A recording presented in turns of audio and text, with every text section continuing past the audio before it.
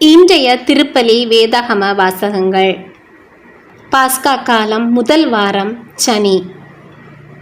முதல் வாசகம் திருத்தூதர் பணிகள் நூலிருந்து வாசகம். 4ஆம் அதிகாரம் 13 முதல் 21 வரை உள்ள இறைவார்த்தைகள். அந்நாட்களில் பேதுருவும் யோவானும் கல்வியறிவு அற்றவர்கள் என்பதை தலைமை சங்கத்தார் அறிந்திருந்ததால் அவர்களது துணிவை கண்டு வியப்படைந்தனர். அவர்கள் இயேசுவோடு இருந்தவர்கள் என்பதையும் உணர்ந்து கொண்டனர். நலம் பெற்ற மனிதர் அவர்களோடு நிற்பதை கண்டதால் அவர்களால் ஒன்றும் மறுத்து பேச முடியவில்லை. எனவே அவர்கள் பேதுருவையும் யோவானையும் சங்கத்தை விட்டு வெளியேறும்படி ஆணையிட்டு பின்பு தங்களுக்குள் இது குறித்து கலந்து பேசினார்கள். நாம் இந்த மனிதர்களை என்ன செய்யலாம்? ஏனென்றால் குறிப்பிடத்தக்க ஓர் அருமடையாளத்தை இவர்கள் செய்துள்ளார்கள். இது எருசலேமில் வாழும் அனைவருக்கும் தெரியும். இதை நாம் மறக்க முடியாது. ஆகவே இச்செய்தி மேலும் மக்களிடையே பரவாமல் இருக்குமாறு இந்த இயேசுவை குறித்து யாரிடமும் பேசக்கூடாதென நாம் இவர்களை அச்சுறுத்தி வைப்போம் என்று கூறினார்கள். அதன் பின்பு தலைமை சங்கத்தார் அவர்களை அழைத்து இயேசுவை பற்றி எதுவும் பேசவோ கற்பிக்கவோ கூடாது என்று கண்டிப்பாக கட்டளையிட்டனர். அதற்கு பேதுருவும் யோவானும் மறுமொழியாக, உங்களுக்கு செவிசாய்ப்பதா கடவுளுக்கு செவிசாய்ப்பதா? இதில் கடவுள் பார்வையில் எது முறையானது என நீங்களே தீர்மானித்துக் கொள்ளுங்கள். என்ன ஆனாலும் நாங்கள் கண்டதையும் கேட்டதையும் எடுத்துரைக்காமல் இருக்க எங்களால் முடியாது என்றனர். அவர்களை தண்டிப்பதற்கு வேறு வழி கண்டுபிடிக்க முடியாததாலும் மக்களுக்கு அஞ்சியதாலும் தலைமை சங்கத்தார் அவர்களை மீண்டும் அச்சுறுத்தி விடுதலை செய்தனர். இது ஆண்டவர் வழங்கும் மருள்வாக்கு. இறைவா உமக்கு நன்றி. பதிலுரை பாடல். பல்லவி. ஆண்டவரே, என் மன்றாட்டை நீர் கேட்டதால் நான் நன்றி செலுத்துகின்றேன்.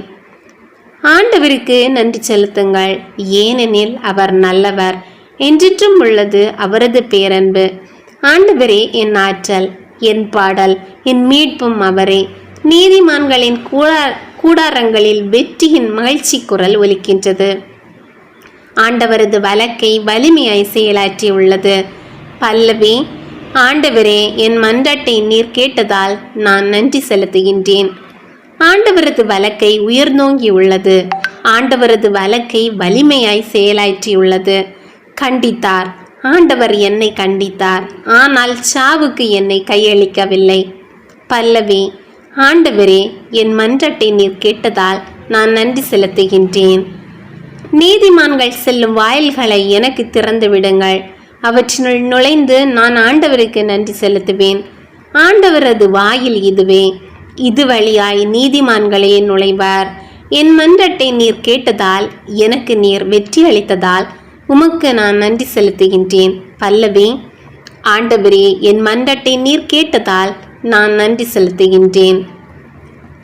நற்செய்தி வாசகம். மார்க்கு எழுதிய நற்செய்தியிலிருந்து வாசகம். 16ஆம் அதிகாரம் 9 - 15 வரை உள்ள இறை வார்த்தைகள். வாரத்தின் முதல் நாள் காலையில் இயேசு உயிர்த்தெழுந்த பின்பு அவர் முதலில் மகதலா மரியாவுக்கு தோன்றினார்.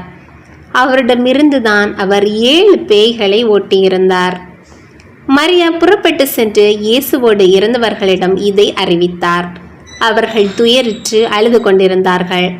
அவர் உயிரோடு இருக்கிறார் என்றும் மரியா அவரை கண்டார் என்றும் கேட்டபோது அவர்கள் நம்பவில்லை. அதன் பிறகு அவர்களுள் 2 வயல்வெளிக்கு நடந்து சென்றபோது இயேசு அவர்களுக்கு வேற்று உருவில் தோன்றினார். அவர்கள் சென்று அதனை மற்றவர்களுக்கு அறிவித்தார்கள். அவர்கள் சொன்னதையும் சீடர்கள் நம்பவில்லை. இறுதியாக 11 பந்தியில் அமர்ந்திருந்த பொழுது அவர்களுக்கு இயேசு தோன்றினார். உயிருடன் எழுப்பப்பட்ட தம்மை கண்டவர்கள் சொன்னதையும் நம்பாமல் அவர்கள் கடின உள்ளத்தோடு இருந்தமையால் அவர் அவர்களுடைய நம்பிக்கையின்மையை கண்டித்தார். இயேசு அவர்களை நோக்கி, உலகெங்கும் சென்று படைப்பிற்கெல்லாம் நற்செய்தியை பறைசாற்றுங்கள் என்றுரைத்தார். இது கிறிஸ்து வழங்கும் நற்செய்தி. கிறிஸ்துவே உமக்கு புகழ்.